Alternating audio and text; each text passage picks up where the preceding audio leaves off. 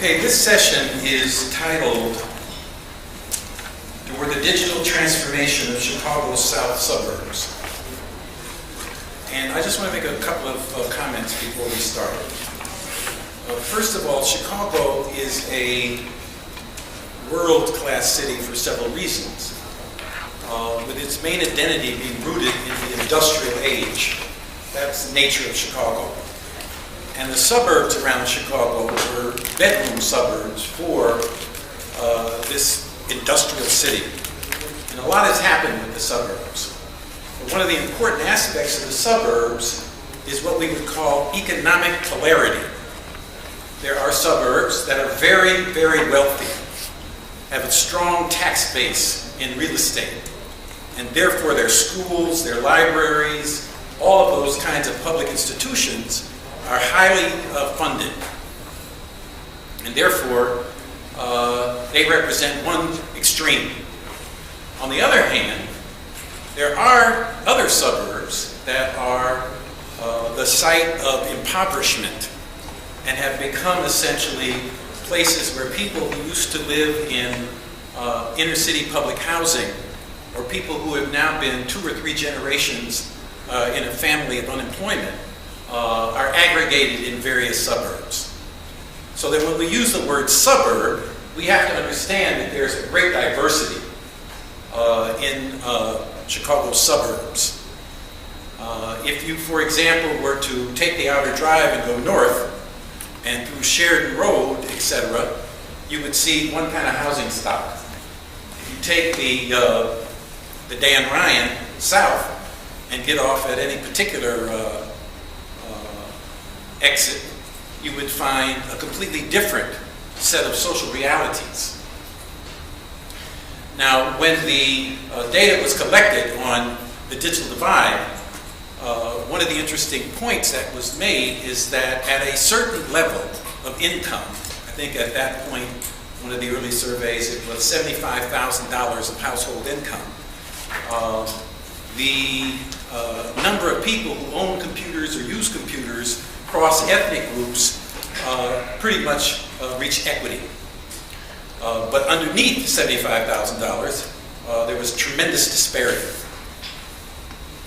The interesting thing about information technology is that it is exactly the opposite of the previous system. In the previous system, what was valuable is essentially what was scarce. I've got it, you don't have it, you want it, and what I've got therefore increases in value. Scarcity. This is exactly the opposite. The digital age. Okay? You've got a fax machine. You're the only one with the fax machine. How valuable is that? It's not valuable at all. The value of the fax machine expands proportionate to the number of people that have fax machines. That's what makes it useful.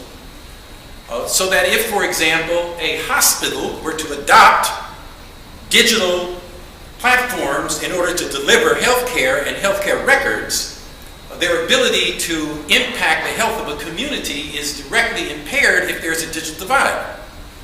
The exact same thing has to do with education. If everybody in the class does not have a computer, then it's impossible for the teacher to post assignments on the web. You have to have 2 systems, because you have to deal with the students that don't have computers in their home or access to computers near their home. So we're dealing here with a fundamental question. This is no longer an option. This is no longer a question of a choice. It's an imperative for our society to have everyone online, and therefore to be able to have institutions that can function in an online manner. And so that's why we're having this conversation. We're trying to reach out to those suburbs in Chicago that might be ignored or missed. And so we want to involve them in the conversation, just as we're talking about every other aspect of what otherwise might be called Chicago land. Now, we are fortunate that we have key people here. All of the panelists have not arrived yet, but that serves us well, because it gives the current people who are here just a little more time, and you a little more time to ask questions, because we really want this to be a challenging event. We want to make policy, and we want to impact policymakers who are here. And that's very important. So I'm going to ask David Johnson, who's South Suburban Community College and also the former mayor of Harvey, to make some just opening comments, and then followed by Rusty Winchel of Northern Illinois University Outreach, and then I'm going to have David introduce the third speaker, a sister from Harvey at the community development level. I want to ask each person, they're not giving talks, but I want to ask each person to answer two questions. One is, what's happening? And two, what would you like to have happen? Because Greg Wass will be here, and he is an important person at the county level, and he needs to hear what you think needs to happen so we can talk about actually implementing some things as a result of our conversation. So, David. Thank you, Abdul. Good afternoon. What's happening in the South Suburbs is that the region is struggling with economic stagnation. When we think of metropolitan Chicago, oftentimes the South Suburbs are described as Chicago's last frontier, because this is the region of Chicago that is least developed when you compare it to the northwest suburbs, the southwest side of Chicago, and then you come into the South Suburbs. So it's Chicago's last frontier, and it's in need of economic development because this region historically was the industrial or the Rust Belt of metropolitan Chicago. If you think of Chicago flowing around the Gary, you had the southeast side of Chicago, you had Riverdale, Harvey, Chicago Heights, and we come over to Gary, Indiana. And of course, the industrial base in this country, in this region, has disappeared. So consequently, the impetus for latching on to the new technology and making sure that this region gets its fair share of the monies for building and infrastructure, for training of the trainers, for education in the schools, for job development, the ability to attract businesses into the region.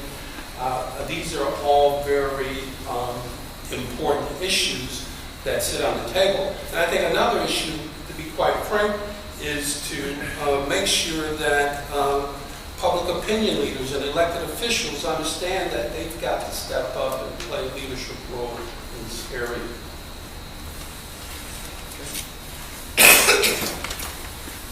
I do have a presentation. You have a presentation? Okay. Is it PowerPoint? Yeah. I think I took the laptop. I think Kate took the laptop. Okay, well, you're not going to present right now. Why don't you use her and we'll get the laptop and... So while the laptop is coming, let me introduce someone who works on the ground in the city of Harvey with a community-based organization, a lifelong resident of the city, and today who's actually wearing two hats, Dr. Keisha Hart McCaskill. Good afternoon.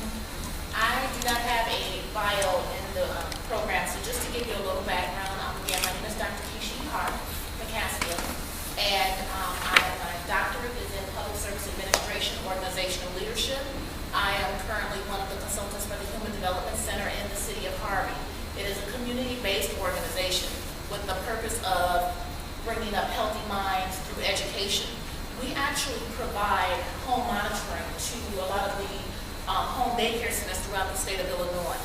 And one thing that we need to look at as we begin to explore digital divide and some of the other technology things is that we really need to pay special attention to those underserved communities, like the city of Harvey and those surrounding areas. They don't have the economic infrastructure to provide these types of services. However, they are developing the children that will then need these services to become productive adults. So as we begin to look at how we disperse grants and funding, we need to really pay attention to how we're actually looking at the global sense of what we're doing. So as we look at digital divide, one thing I would like to point out, grassroots organizations like the community center, one thing that we want to keep in mind is that the premise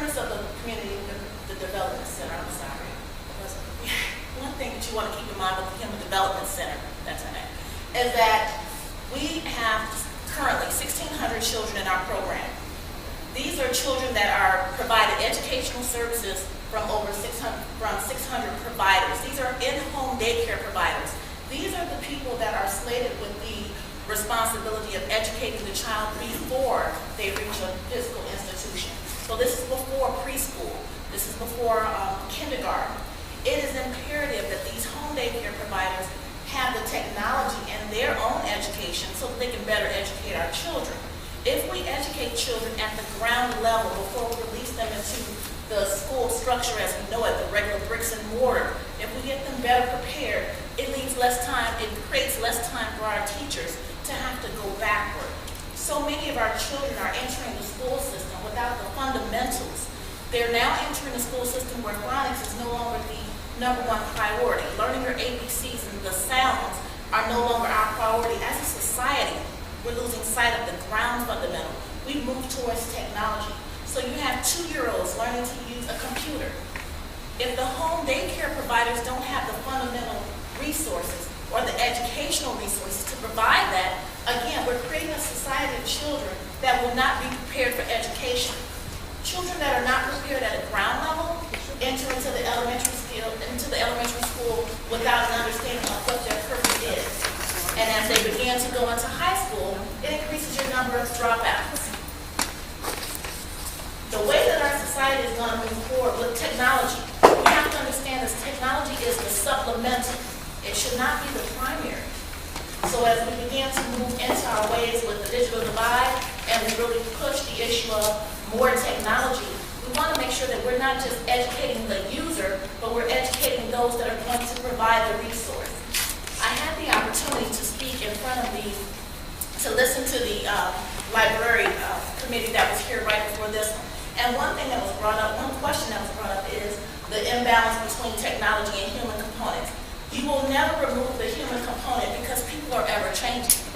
So as you begin to look at digital divide, I just ask that you look at the community-based organizations that will be slated with the responsibility of educating on a more global level and not just to the institution that they're providing with. Thank you.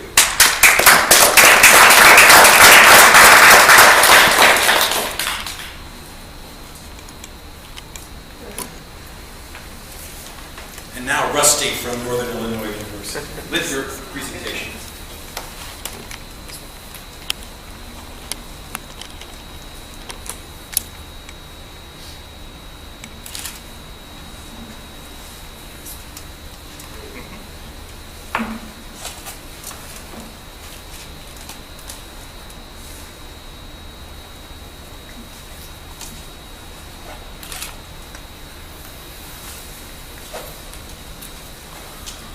I'm here representing the South Suburban Mayors and Managers Association, which is one of the partners building fiber optic infrastructure into the Chicago Southland. The first slide says a unique opportunity, and what's unique about the moment in time is that several things have come together. First of all, we have several government agencies working together in order to put infrastructure in place throughout the state, not just in the Southland. Secondly, because of BTOP stimulus funding, there are major builds going on, of which we are able to leverage as part of the Southland program in order to get infrastructure in place that better addresses an entire region rather than a municipality or a program. And there's in just listening to the last presenter, there's a lot of things that will continue to require discussion, and one of those is we're putting in big infrastructure to get to the individual site. These programs are being developed that need access to high bandwidth. Somewhere along the line, we're going to be in the middle, and it's going to be pretty magical. We aren't quite there yet, but it's going to happen. The Chicago Southland Fiber Network is, again, the consortium, an association between Cook County and the the South Suburban Mayors and Managers Association.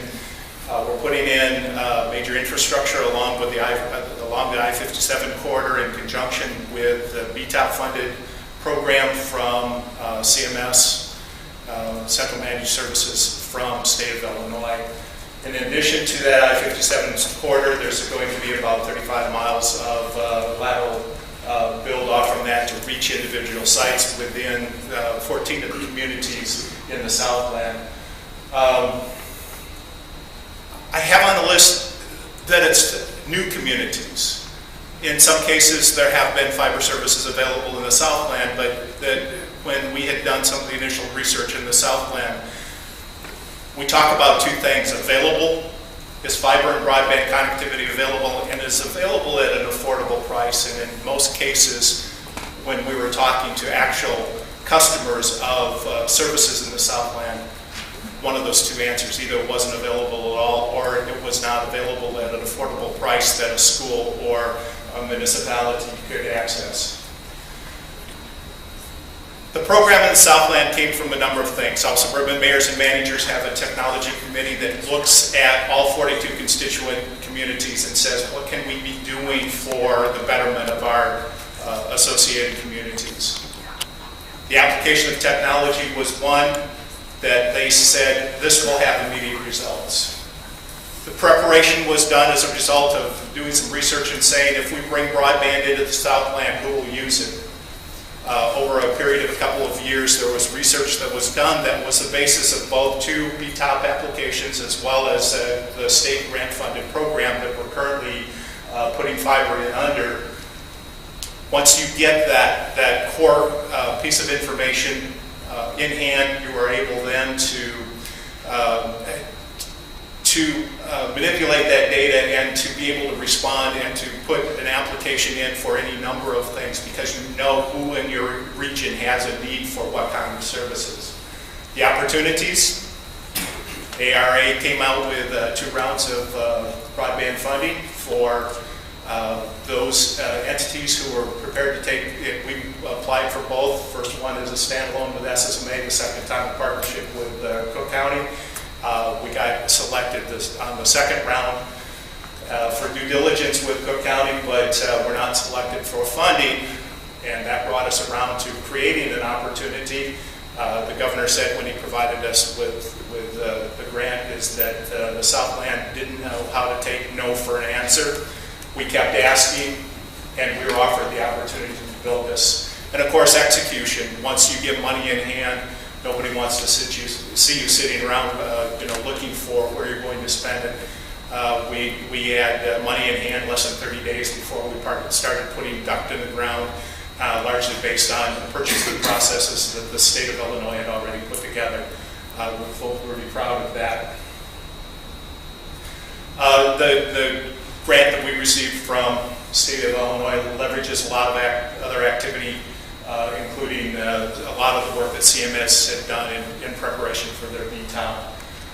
And in addition, Cook County has committed to spending an additional $10 million in infrastructure and is already in process of implementing pads out to Sturger Hospital and to the Cook County Prison. What's the facility called? California jail. The jail and courthouse. Okay. The partnership. We had a lot of people working in conjunction with the Southland in order to get funding put in place, including the governor's office, Cook County. Some people say, how did the Illinois Department of Transportation end up on the list? If it hadn't been for them being willing to allow folk like CMS and SFMA to build in parallel to the IDOT highways and provide us construction permits, this project would have had a hard time getting underway. Economic development has taken on a whole new meaning when you start putting in infrastructure on the basis of high bandwidth fiber optics. And we really focused, City Harvey was mentioned a short time ago, the Canadian National intermodal yard that was put together in there has become a focal point of this network activity, and we're doing everything that we can in order to be positioned to help expand that intermodal yard, because if that transportation industry and that transportation hub takes root, it means jobs. It means jobs. In case you didn't hear me the first 2 times, it means more jobs. That's pretty exciting. And we're really trying to focus on some of the areas of greatest need. As mentioned earlier, the Rust Belt on the south side. Once the steel industry turned down, there has not been major innovation there that has provided jobs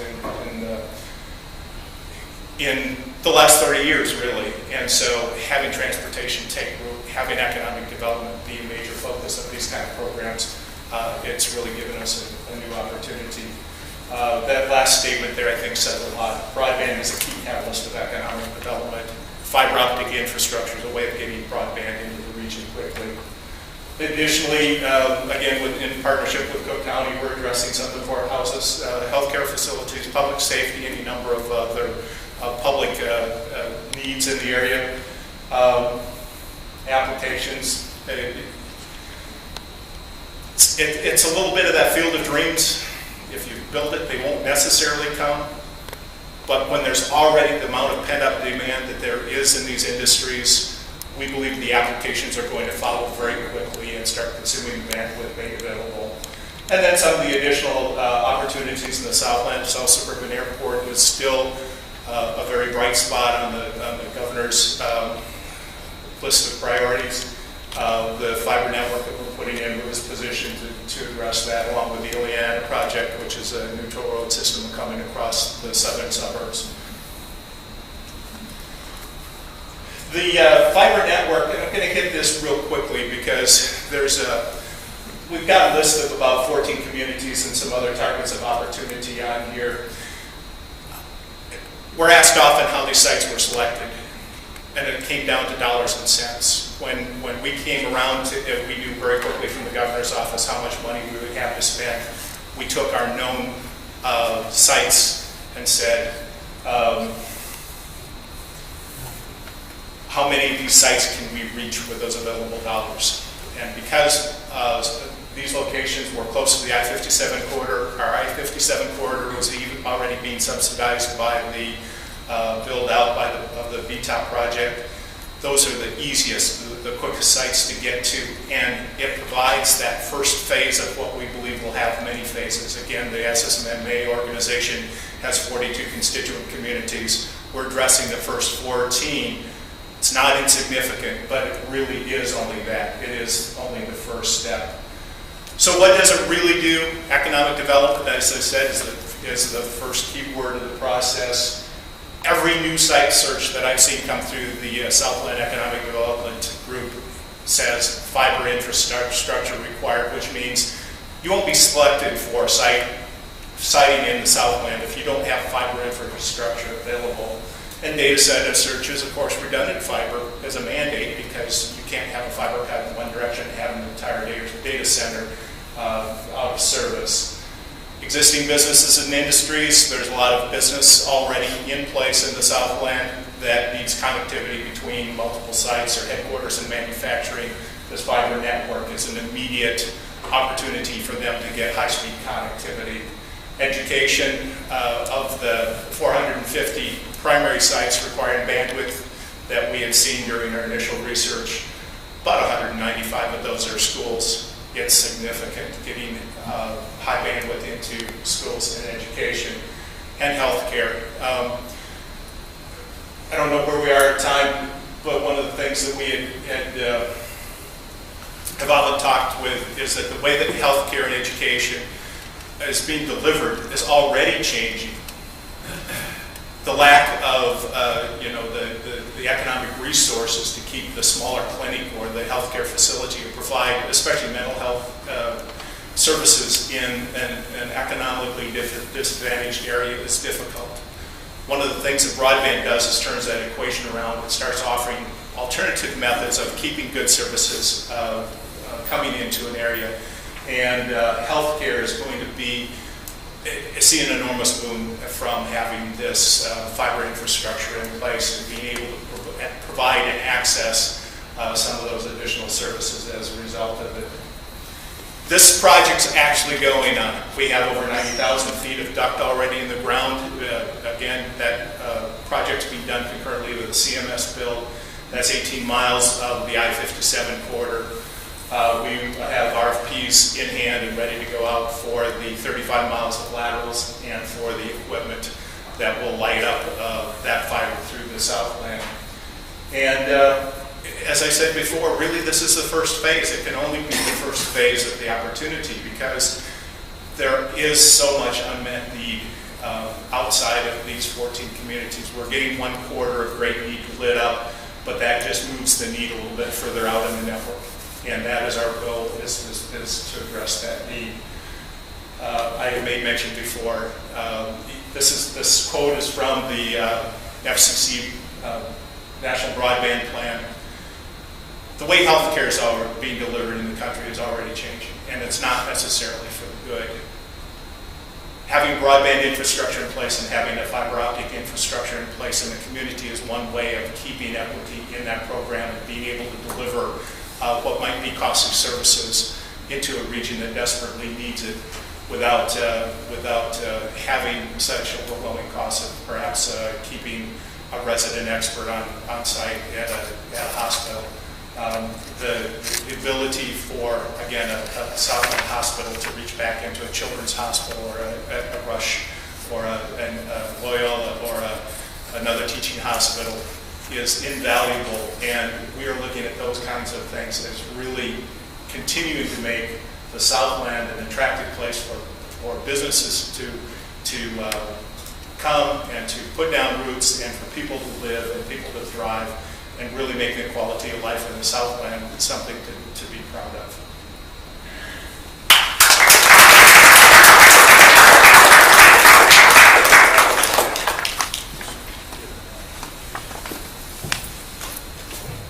I want to thank Rusty for that presentation. I also want to make mention of the phrase he used, the RFP. That stands for Request for Proposals, and that's a critical aspect of economic development. And one of the things I think that we have to always keep in mind is that we have a national economy, but we also have a local economy. And so the question that I think we need to keep in mind with regard to rolling out these projects is to what extent is diversity a factor in the RFP? Because it's easy for us to do business as usual, and therefore the rich get richer. The same old guys are in the short list of proposals, and it's easy to go that way. It's harder to say that until we get local firms engaged in developing their own communities, that we will still have, unless that happens, there's still going to be a big problem. So we have to keep in mind this question of diversity when it comes to RFPs. And this is even true at the state level, where they have a MAFB program setting standards. But even these standards need to be interrogated because, again, they're structured around having to have a certain amount of capital to get in the game. And we have to figure out how to have programs for being able to enable local firms to help develop their community. So, having said that, we now have the pleasure of introducing Greg Wass, who is the Chief Information Officer for Cook County. And I hope that he can share the big picture, what's happening in the county, and also speak to these questions of the digital divide, of diversity, and the level of equity we hope will be achieved as a result of BTOP and other subsequent programs. No problem. And I have a talk with slides coming up after this, the next break, but I want to try to knit together. First of all, my name is Greg Wass. As Abdul said, I'm the CIO for Cook County, and I report to President Toni Kretmichael. Came in with her in December 2010, and kind of inherited, as Rusty mentioned, the first try at this. And you're right, the Southland won't take no for an answer. That's what the governor said, and it's true. The first attempt at this was part of the request for funding from the American Recovery and Reinvestment Act, specifically the BTOP dollars from Department of Commerce and TIA in 2009, 2010. As the program says, there was a total of $7.2 billion nationwide that was made available for broadband projects, community technology, those kind of investments.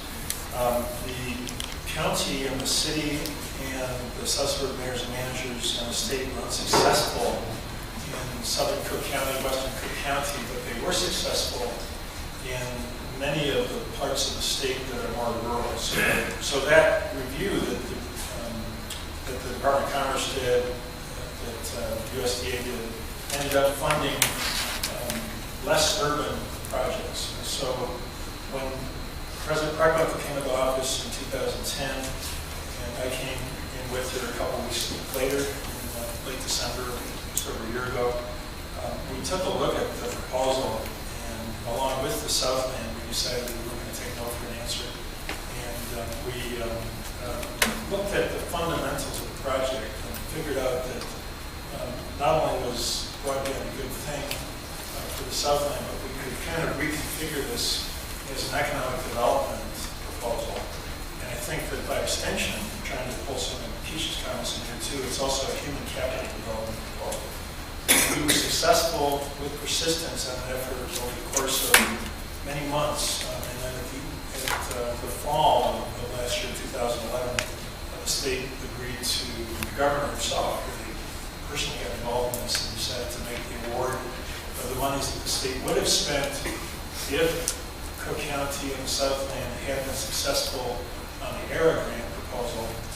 They'd set aside literally $6.1 million for that, but because we weren't successful, it was just kind of sitting in the capital funds. So we went after it. We literally said, that's ours, we're going to prove that we deserve it. The county in the process earmarked $10 million, so even more than the state's share here, of capital funds to spend on western and southern Cook County. So I really have to commend the president. She loves a map. And when we showed this to her in the first place a year ago, she got very excited about the possibility to extend the state's project, which had been awarded to go up I-57 from Champaign to Kankakee, and then to tie in with CTA in 95th Street, to extend that with laterals out to the municipalities and to create community anchors, which is really the heart of this proposal, to create community anchors on the west and east sides of I-57. For the county, as Rusty said, it means courthouses, it means clinics, hospitals, it means all of the county's field offices, public safety, sheriff's office, etc. But it means more than that to the municipalities involved. If the municipalities get fiber to their location, it makes it possible to open up very high-speed internet to the communities around them. And the businesses, and the consumers, the children, the schools, etc. around those areas can take advantage of that fiber that's now connecting with very high speed into the internet as well. So this wouldn't have happened if it wasn't for a partnership across all those local governments. And I think it's just remarkable and commendable that it's happening. But we have like-minded people, I would say, at the state of Illinois, at the county, at the city of Chicago, at the Department of Transportation, and in the CTA. Just last week, I'm going to talk about this in a little more detail in a few minutes here, but last week, the former rivals, if you will, Tony Preckwinkle and Forrest Claypool, got together out at the Stroger Hospital on the west side of Chicago and announced an agreement between the CTA and Cook County to share the CTA's fiber, thereby saving us hundreds of thousands of dollars in the process and being able to connect with 10 gigabit plus speeds, Stroger Hospital to the downtown county campus, which gets us to the state of Illinois and the Illinois Century Network, which is a high-speed broadband loop around the state. And ultimately, following up on some of the healthcare points that Rusty was making, it takes us to Internet 2, which is we can connect through at Starlight in Manhattan, Michigan Avenue. So the connecting with a big pipe with lots of strands in a fiber bundle allows for uses that really haven't even been contemplated by a lot of these public sector entities, let alone businesses and homes. So I just want to reiterate, just summarize. So the county's pledged $10 million. It'll be enormous benefit to the county offices. and the courthouses and clinics, et cetera. We're looking for existing public fiber where possible and to reuse public assets. The total investment in this project is going to be $16 million. And in a few minutes, I'm going to talk about the reaction of the private sector to this, which is pretty interesting. But overall, between the state and the county and the SSMA, we're going to be able to reduce the cost of high-speed broadband to municipalities and places much lower than they're used to paying. I think that just to wrap up, people expect to be able to conduct most of their transactions over the web and expect to be able to have mobile applications and social networks. The government is moving in this direction as well. This will allow municipalities to start to provide services online and could lead and should lead to greater efficiency in the public sector. So I think that, again, it's going to be disruptive. I'll talk about that a little bit, but I think it's a very positive project. It shows great collaboration. It shows vision and thinking ahead. And I think that now we're in that stage where we have to take it from a project which is just now getting put in the ground to community benefits and human capital benefits. And I think you'll see that happening as we engage a lot more with the towns and the area as we go forward.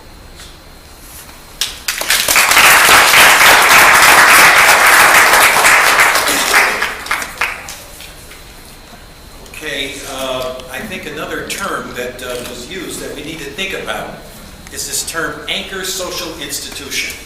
It's a new concept, but it often is taken to mean public or governmental or large institutions that are really one kind of infrastructure. But on the other hand, what about senior centers? What about homeless shelters? What about neighborhood centers? In other words, that gives us a different sense of what is a community infrastructure. Because we're not simply talking about the served, because every one of those institutions that is normally regarded as an anchor social institution is already being served. The underserved or the unserved are the people who are the marginalized populations and the small social service agencies and so on. So I do think we need to constantly interrogate the way in which we often see new legislation in the box. And our interest is in getting out of the box and creating something new.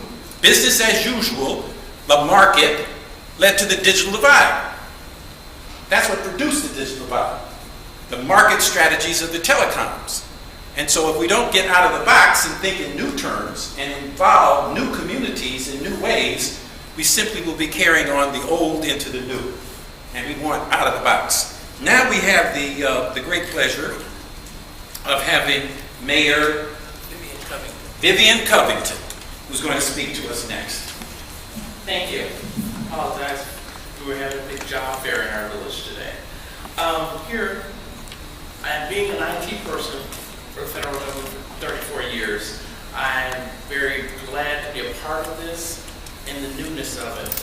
Points of interest that I pointed out here today is that 2003, the technical landscaping of the village was comprised of 486 dumb computers, which I feel is dumb, computers connected to the direct satellite fed to internet connection.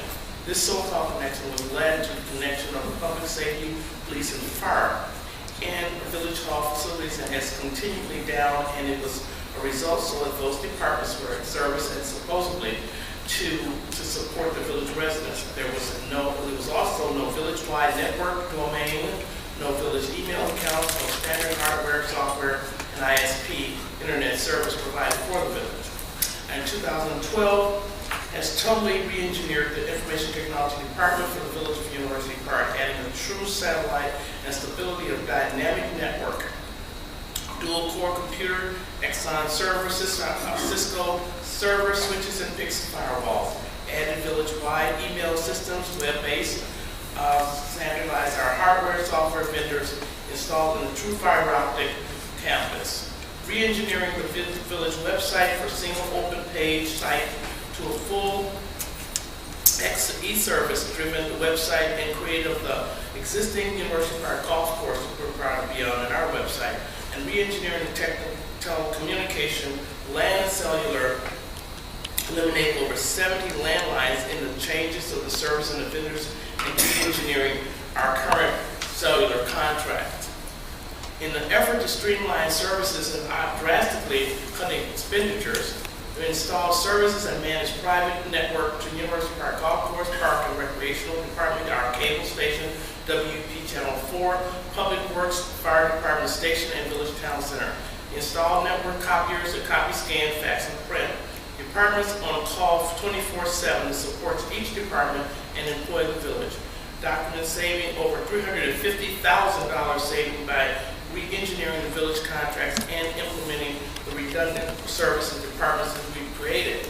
And to speak on, we have been engaged, as the gentleman said earlier, it's something that I'm looking at that's shared revenue, shared working forces in that. We have 71 companies in our industrial park. We're one of the largest areas of having an industrial area in the state of Illinois. And with that, we have a large company called Applied Systems. It is a high-tech area where we really need it. Right now, they're separating with 3 different villages to try to share it just for that. And fiber optic wiring would be just something phenomenal that we're working right now collectively to try to get that in Village University Park. There is a grant by the governor. I know it's a $4 million grant we're working on currently to get this fiber optic wiring through our area. We have a college there at Governor State University. It is about in 2014 will be a 4-year university, and that's well needed. Some of the problems that we're having currently in the village is the 71 companies. They have turnaround times bad because it's lagging, because they can't, the system is just, it's not fast enough. With our library system, we have virtual reality courses that we're taking, that they can take any foreign language, any studies that they would like, but again, the system's just dragging, sluggish, slow. And with me being frustrated as an IT person, and I came on board in the village years ago to make that fabulously happy. Making the people be able to talk to one another. Before we were analog, and I couldn't believe that. And there was no DSL in the village. So we have a person here today, Mr. Daryl Bolton, and I'd like him to stand right now. That's our director of IT, which brought a lot to our village. We're very happy for that, because they said our clerk, her main problem was, people are sending me an email and I can't get it. Why can't I get it? Well, it could be you don't have a domain. But she didn't understand that. Just to put it in layman language, it's like having a telephone, not having a telephone tell someone to call you. You'll never get a connection. And I couldn't believe that the South Suburbs was that far behind in technology. So with that, we used to have a slave printer connected to every PC. That was unbelievable to me. When I walked in there, I said, are you kidding me? You had fax machines, you had printers. The cost was just phenomenal. By coming in there and cutting all that cost, I eliminated all those people, the printers, fax machines, copiers, have 2. They did it all. As we all know, you can have a copier do the emails. And then we leased our equipment. They were paying $100,000 for equipment for 5 computers. That's crazy. So now Mr. Bolton did the research, and we now lease our equipment, which is a very good thing. See, we don't have a landline to dispose of these pieces of equipment, and now the people are just happy. And not to mention our response time to our fire and police department. They didn't have the proper, they were doing things in pencil and faxes. That was very dangerous to our residents, not to mention our fire department. They had no communications, and all the things that are changing every day, it's just ridiculous. But with the South Suburban Mayor Managers, I'm also with Will County Mayor Managers, I'm also with Metropolitan Mayor Managers, so we can all talk together and get these things accomplished. I have with me today also our village manager, Mr. Lafayette Lanier. Please stand. Which has brought us also a lot of technology to our village. So it's the like-minded people of technology. It is the thing of the day, and hopefully all our industrial park areas, those people are extremely happy that we're coming up to park. They're very pleased with what we're doing today. And thank you for your time.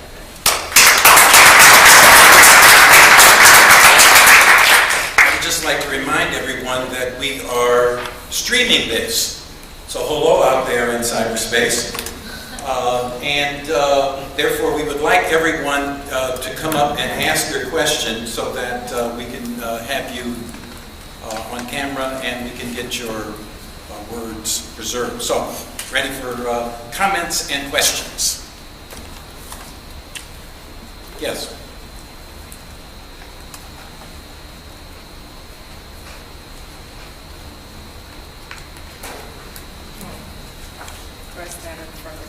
Yeah, speak to them and to cyberspace. Hi, cyberspace. Hello to you guys. I'm Liza. I'm a McCaskill student, and I work with UC2B, which is the Champaign Broadband Project. And I found that when we talk to some of the residents, like some of them don't even know about the project, and they're actually very enlightened when they find out about it, which I think is weird because, you know, we've been doing a lot of work, and I would expect more of like the people in the community to know about it. So how do you, for the fiber network program, how do you get the word out to the people? How do you market it correctly? Thank you. I can tell you, we have a newsletter in our village called Communicate. It's something new also we brought out. And you can access Communicate online, or we have mailings out as well. What's the And URL? what we do, I'm sorry? The URL? Can you tell us the URL? I'm sorry? It's at the web, on the website. It's on our village website, universitypark.il.com. And what we do is we push that out and we put it in our newsletters. We hold meetings in the village to let people know what's going on at all times. We have our cable station. We have it on our, like I said, our newsletter, our website, and we verbally say it at our board meetings as well. Keep people abreast of what's going on when they get this monthly newsletter. Great. I think Russ may be able to answer this as well, but I know that on the 27th of this month that the Southland has the Greater Southland Economic Development Commission meets, and we are preparing, I don't want to give it away, but we're preparing to basically give a status report and a press release around the status of the project. I think that one of the issues here is, as I said before, it kind of started as an economic development project, and it's kind of, it will morph into more of a human capital development project as we go forward. And the critical thing is to make sure that we set and meet expectations appropriately for this, and that we don't make, even though we're all excited about this, and there's so much to the vision that we can accomplish here, I think we still have to work with the villages and the towns and municipalities and to create not just a vision, but an actual plan for how we're going to roll this out and what it will mean in terms of actual utility. So we'll talk on the 27th, and there'll be a press conference, press release on that about kind of fiber in the ground and sort of construction status and all that kind of thing, and really, you know, so the practical part is clear. The vision is still in formation. And I think that's what we have to be working together on. We have to be careful not to raise expectations beyond where we're going to meet them, but I think that this will do a lot, and what it is to keep working on together. One of the things, just to speak to the UC2B project in Champaign-Urbana, is that because these projects are going to be essentially over, the federal projects, January 2013, that money is to be spent. And so our vision is turning to how we're going to use this. We can't just have virtual malls where people go shopping. When we first started doing this, it was all about Netflix. You don't have to wait long for the film to come because we're going to have a fast connectivity. But I mean, that doesn't lead to jobs, economic development, and certainly doesn't lead to a change in culture. So this is what we're looking at. We're looking at video. Now, you've all probably seen The Truman Show. This was a show where the corporate community actually streamed a person's life. They didn't know that everybody they were interacting with was an actor. He had to discover it, and that was the narrative of the movie. But The point is that we can do a Truman Show of our entire community that we control. So for example, we're talking about broadcasting every PTA meeting. We're talking about broadcasting every community meeting. But what's involved there is not the corporate, where there's a material incentive. In fact, the corporation requires their people to use it because the bottom line is profit. What we're talking about is a cultural change where people adopt this technology as part of the way communities operate. Because now we can have access to these tools, and we ourselves can own the technology to do that. And so the question of advertising, it's not just a question of, things go better than Coke. How do you sell a commodity?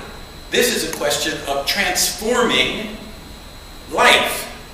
It's as fundamental as when you used to live in a rural area and you went to the bathroom in a hole in the ground.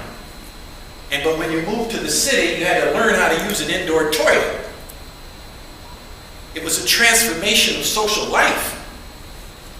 And now we're in a transformation of social life where everyday life embraces these technologies, not just the big institutions, but everyday life. That's what really is at stake here. And until we grasp the cultural transformation that's required, we're going to miss the whole point of this being a real paradigm shift for our society. Yes, and then there's another question. Come up. Liza's question, I hope that I'm hearing it correctly. I understand exactly what you're saying. And on a community level, there needs to be more of a grassroots effort. So often when it becomes to democracy and bureaucracy, we create marketing on such a high level that it doesn't reach that grandmother that's taking care of her grandchildren. So there needs to, as we begin to collaborate these efforts, which I think is outstanding with the Suburban mayors and managers are doing, because there needs to be more of a people management process in our marketing strategy. We're maybe going back to knocking on doors because grandma only comes out to walk the child to school. But we need to reach the people that are set and slated and charged with the responsibility of getting access to these programs. But we need to reach out to them. They're not looking on the internet. So for those thousands of grandmothers who are raising their children to our DCFS service, they don't have that access. So we need to begin to think a lot more globally. I think Dr. Abdul said it earlier, outside of the box. So our method in marketing needs to become more or less technology focused in the marketing aspect only, understand it. But in that respect, it needs to be more humanistic, where we're going to the people and not expecting the people to come to us. So I appreciate that. Exactly. And to build on that point in response to another point that Abdul made, in terms of the RFPs, and the planning and the envisioning of how this project is going forward, considerable thought needs to be given to the way that the specs are written, so that they're written in ways so that small businesses, so that minority contractors, and so that local labor can participate in those projects. Otherwise, you have the specter of a project simply being built on top of an economically distressed community. So in terms of the planning and then the visioning, considerable effort has to be given to a bottom-up strategy for economic development, a bottom-up strategy for local participation, for small businesses to participate in a project of this scope. Next question. I just add to the last point. So I would extend that, certainly the minimum requirements are being met at the state level, the county level for the construction, so that there are minority business enterprise and women business enterprise requirements for the state procurement that are being met, which is 25% and 5%. But we have to go beyond this, not just in the construction phase, but to buy local means to start to develop a skill set that's local, because once it's in the ground, it's not like it's maintenance free, right? So there is maintenance, there's work that's done from time to time, there are additional access points and things that are needed on this, and to have the local skill set is very important. We are employing all local businesses to do this. One of the things that came up in Champaign, Urbana regarding economic development, this is your point, David, about bottom up, is that as more and more people use computers and internet technology and various kinds of connectivity, there's going to be need for service. And the market, we were talking about, you know, a local community geek squad.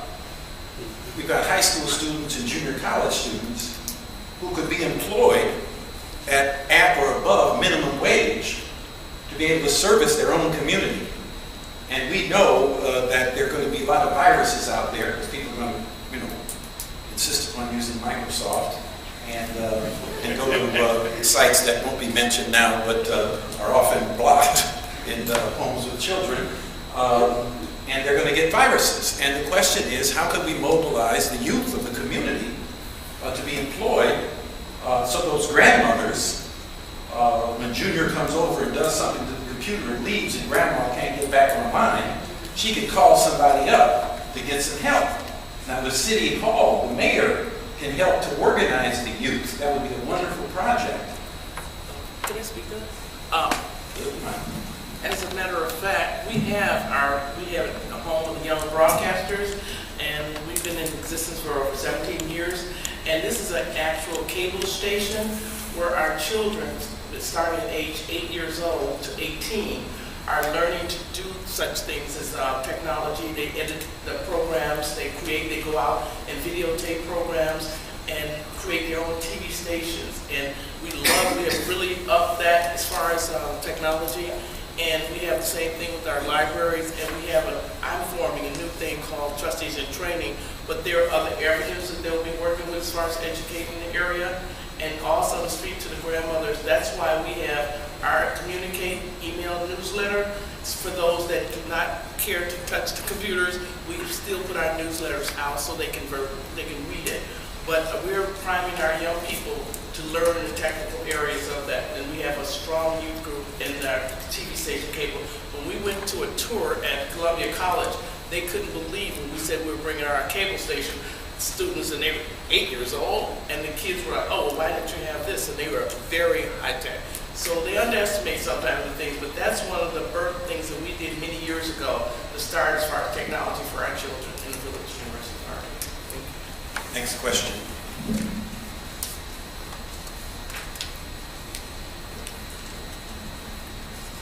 I have a question for Rusty and perhaps Mr. Ross.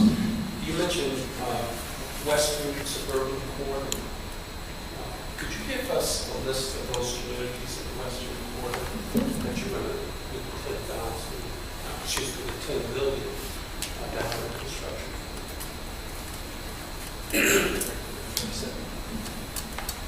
Sure. So the Western Corridor project, the county has a courthouse in Maywood, and we have a Stroger Hospital, and the project that has been roughly mapped out. You know, when you do these projects, you start at a pretty high level.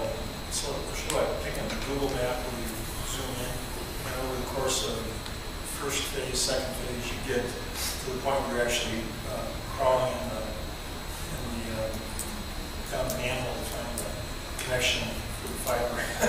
But the first level that we're at with the Western Corridor is to continue on, which probably will use CTA, could use tollway authority fiber as well, but some kind of sharing of fiber to get to county facilities and to do something similar, we hope, with municipalities in Western Cook County. So if you look at, it's incredible that in a city like Chicago, and this has been said before at this conference, but that we have areas that are lacking basic broadband speeds.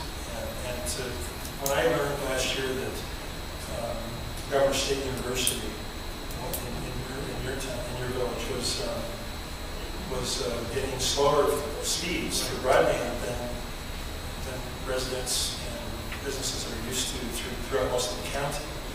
Less than 10 megabyte kind of speeds for broadband.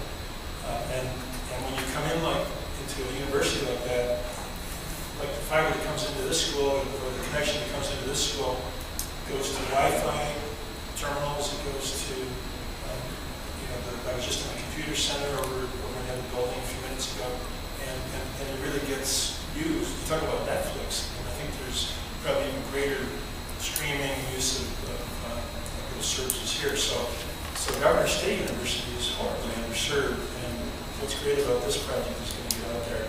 On the western corridor, we're going to do the same thing with the county's facilities, and hopefully we'll be working up a proposal to look at connecting to municipalities and other facilities as well. But the notion, again, is back to what you've been mentioning, is the community anchors and the anchor tenants. If the public sector can make it work, can make this project work from a financial perspective, then it's so much easier and cheaper to connect the last mile. And I think that is really the key to making this work for communities. Yeah, piggyback on what he said. Piggyback on what he said, and you do understand the need of Governor State University, not to mention the growth, because right now they're anticipating 3,000 more students, and not to mention the village itself. So with that said, what are the predictions saying as the South Suburban mayor and managers, which I am a member of, what is the prediction as far as bringing that out there? I know we're working personally with the broadband bandwidth project right now for around $4 million, but is there any future hope for that for us?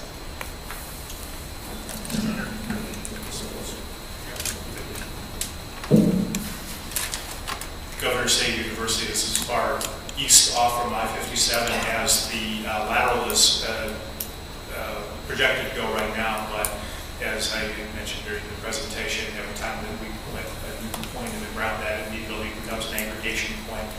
Our hope is that by the time that we get ready to pull those laterals in place, we're continuing to look for money both on the public and the private side in order to extend these networks further out. We're already in University Park. We have a focal point, an aggregation point on the coming out from I-57. I can't think of the name of the road. Is that Stumple Road coming in? We'll come to Governor State. Next logical aggregation point is the municipal building, and you guys know that we exist because I know you signed off on the construction permits, and thank you very much. It's incremental at this point. We've got to start. We've got a toehold, but the whole goal now is to continue to expand that network to address that next tier, and wherever the last point we stopped is, the next opportunity is the next side over. See, one of the things that happened during slavery in this country is that literacy was associated with freedom.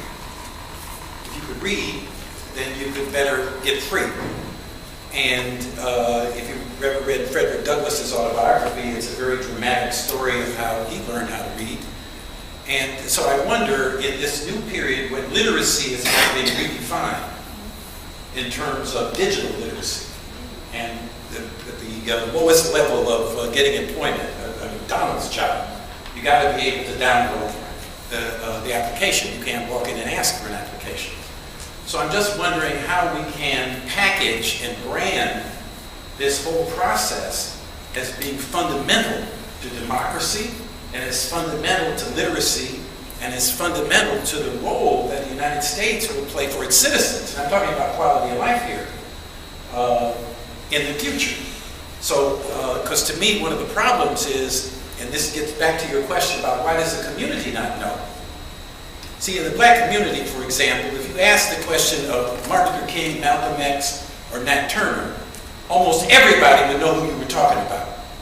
But if you mentioned a lot of other people, they'd have to scratch their head and try to figure out, now why? Because those people were associated with freedom. And I think the same thing is true of the American public generally. And so if we figured out a way to package this in a way that spoke directly to quality of life, democracy, literacy, a better future, then we would get better take-up. But if we just package it as economic development, where the same old corporations are going to somehow re-engineer themselves by reducing employment and increasing profitability, that's not going to get people excited. And so it seems to me we really have a job here of imagining a different future based on this technology, and then mobilizing the community to realize it's in their vested interest to get on board. I think they will. I don't know what you all think about that as your final comments for the panel. So what's fascinating to me is that those corporations, the ones that play in the communications, telecommunications, and broadband space, are still a little bitter and a little distrustful of this whole thing because it's disruptive. And it's disruptive to their business models. I met with Comcast, one of those providers, this week. Good people, good company. They offer $9.99 Lifeline broadband service in the south suburbs. It's a project that has the most subscribers. They've done it across the country, and the most subscribers of any place in the U.S. are in the south and southern Cook. So that's, I guess that's good and bad news, right? It means that we have a lot of people who qualify for the $9.99 rates, but on the other hand, it's good that there's a high take-up of that. So that's a great statistic. On the other hand, Comcast has a business model that is probably 20 years old, where they talk about only providing end-to-end services. And we come in with this public sector-driven project, and we're all about collaboration. If the CTA has fiber, if the tollway has fiber, if the Department of Transportation has fiber, we'll use it. If they've got dark fiber, if they've got strands that we can use, we'll collaborate. And if we've got something that they can use, vice versa. That's not the corporate model, to say the least. And so companies like Comcast, AT&T, those are the ones that I'm familiar with, but there's other companies across the country, will have to adjust in this new world to providing service in a collaborative way. We're trying to enable less expensive connections at the home through doing this kind of public sector build. It's common in many countries in Europe where the government or municipal utility actually builds fiber directly to the home. We're not going that far. We're building within a couple miles of the home, and then we expect the private sector to take over from there. And we'll enable lower rates by charging low rates for the backhaul that we provide. And then we expect that the private sector will be competitive and will drive rates down for the last mile as well. So we still have to see that happen, but it's a new model for them. They haven't quite adjusted. Again, from a human perspective, the only thing I would add is that it's coming. And the best way to market it is to make sure that people understand it is coming. This is not something that's going to go away if we ignore it. So whether it be by billboard or by knocking on doors, making people more aware of what's coming and how it's coming, we need to begin to educate, even for the people that you mentioned. Dr. Abdul, the children that know about those people were educated about those people. So we need to educate the public about this process and about this program. And again, going back to the humanistic component of it, being able to make the connectivity between this is your livelihood, this is going to impact your bottom line. If you don't understand this process, your employability goes down, your recidivism rates go up. So it's a global, again, it's a global aspect of how we need to look at this. Not just with technology, but how does it reach the whole realm, society, throughout society?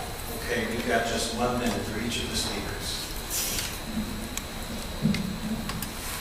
The comment that I often use when we talk about fiber optic infrastructure is that it is no different than the road system that the public sector has put in place. It's no different than water and sewer. It's one of the necessities of being in the society in this day and age. And a lot of times the argument, and you know, I really do try hard not to be too cynical about the incumbents and where their focus lies, but oftentimes we run into the issue that says, we don't think public sector ought to build out this infrastructure, but because that's ours to build, but there's not an economic model that we can build to yet, so nobody can build it until we're ready. And of course, we firmly believe that that infrastructure is part of making a high quality of life in the area, and our focus, our advocacy continues to be that infrastructure for all. I think it's important going forward to think in terms of bottom-up strategies for communication, economic development, and education, training, of people in economically distressed communities for maintenance of the system, and moving to higher levels of productivity inside the system, and developing a greater public mandate for individual municipalities to drill down and to do planning about how we're going to meet up with the aggregation points. I think those points have to be included as we go forward.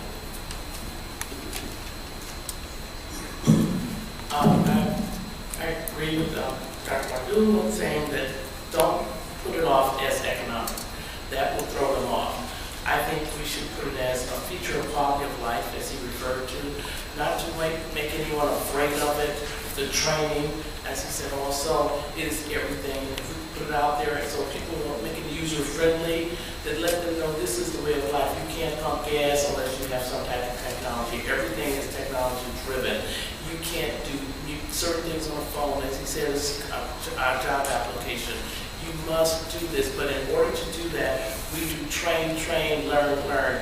We're a big advocate for that in University Park. We're really working to work with our seniors, our children in that. And when you make it a quality of life, so this is a necessity, we need to do it so you can understand what's happening in life. And I think that part of it, as he said, you'll be familiar with that as you will be with Martin Luther King.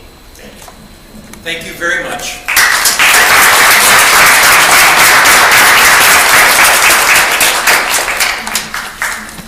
Break for a short time, and then we will all gather back in this room for the final plenary. There are snacks and coffee and water and conversation.